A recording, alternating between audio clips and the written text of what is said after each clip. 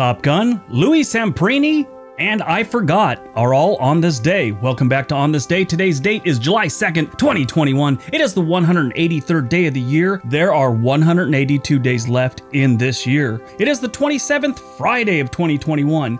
This is also the first day of the second half of the year. We're at the midway point.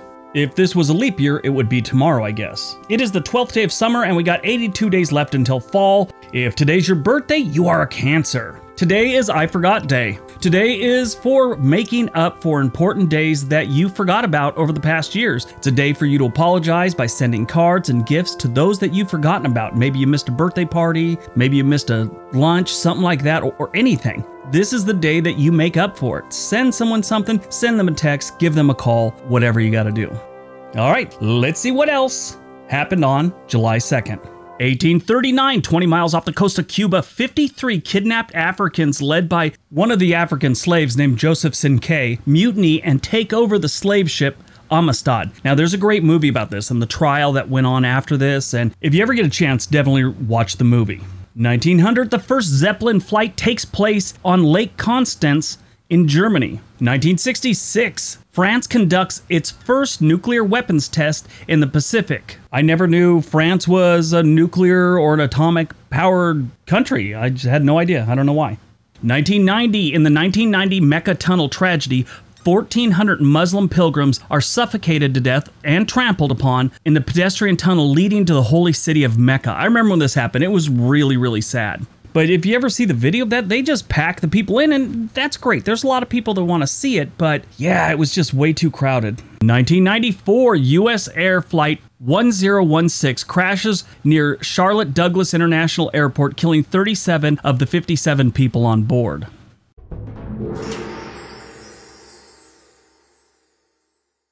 2005, the Live 8 benefit concert took place in the G8 states and in South Africa. More than 1,000 musicians perform and are broadcast on 182 television networks and 2,000 radio networks. This was a big deal. It was run by Bob Geldof, and if you don't know who he was the lead singer of a 1980s band called Boomtown Rats. He got into the cause of feeding Africa, and Africa was all in the news back then, and he was the one that did that Do They Know It's Christmas song and all these other things. This was his life's mission, besides music, but to get musicians to help African people from starving, the famines and stuff like that they had. He was eventually knighted by the Queen, and you'd think he'd be called Sir Bob Geldof. A lot of people do call him Sir Bob Geldof, but since he's not a citizen, he's actually Irish, he doesn't get to use the Sir thing. In the end, there was a lot of controversy and a lot of conspiracy theories following Bob Geldof and the whole Live 8 and all his things to help Africa out. There's tons of conspiracy theories. With all the things that happened, all the wonderful musicians that participated, all the people that watched, the G8 summit ended 6 days later. The leaders pledged to increase the aid to developing countries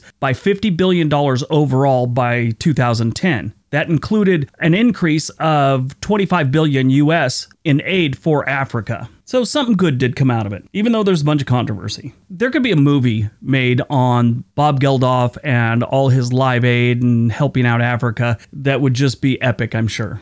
2013, the International Astronomical Union names Pluto's fourth and fifth moons Kerberos, after the three-headed dog from Greek mythology, and Styx, which is the mythological river that separates the world of the living and the dead. And it's a 1970s and 80s rock band. These were discovered by the Hubble telescope in 2011, 2012, and for quite some time, they were just nameless. We didn't have any names for them. And we thought that was kind of rude, so we gave them some names. Movies released on July 2nd. Talked about a bunch of them last year, but we got a good one out today. Top Gun came out today. Maverick. 34 years after the events of Top Gun, Maverick, who is played by Tom Cruise, returns as the flight instructor for Top Gun. But the new twist is the son of his dead friend, Goose, is now trying to be a pilot in the Top Gun thing. I haven't seen it yet. I plan on seeing it. I'll let you know how it was.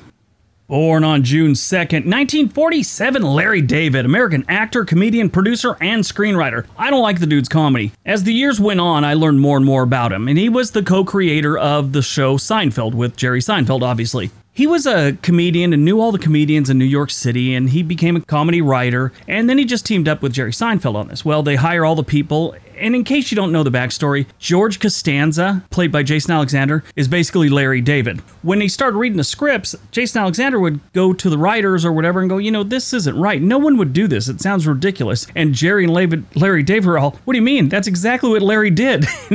All the things that George did, in a lot of cases, were just exaggerations of things that Larry David actually did. He's also the star of that show Curb Your Enthusiasm on HBO. Died on July 2nd, 1997. We lost James Stewart actually, American actor, one of the greatest actors we've ever had. 2014, we lost Louis Zamperini. Now, I met him several times. I don't know him, but he's from my hometown. It's really weird. So he was born in Olean, New York, which is where my dad's from. My dad was born there and ended up in Torrance, California. But the Zamperini family moved to Torrance, California in 1919, where he attended Torrance High School. I went to West Torrance High School. He went to Torrance High School. He spoke no English when he moved to California because his family was very Italian. And this created him a lot of problems, and he became kind of a troubled kid. Then while at Torrance High, he got into cross-country running, which he was outstanding at, and he ended up going to USC and eventually making it into the Olympics. Louis Zamperini always explained his time at the Olympics that he was amazed at the food. He was a Depression-era kid. He'd never even gone out to eat in his life, never even to the drugstore to get a sandwich. Back in the day, drugstores had like a cafeteria. That's how broke the family was back then. Well, he goes to the Olympics and all the food is free. He was just amazed. There are a couple books about Louis Zamperini, and if you ever get a chance, read them. If not, watch the movie Unbroken. It's about his life, and that is a pretty good movie. I didn't like the style of the movie, and I think they could have gone more in depth with it, but it was still a good movie about an amazing man. All right, that's today's video. Hope you guys enjoyed it. Hope you got some information out of it. Now go out, have a productive day, and be nice to each other.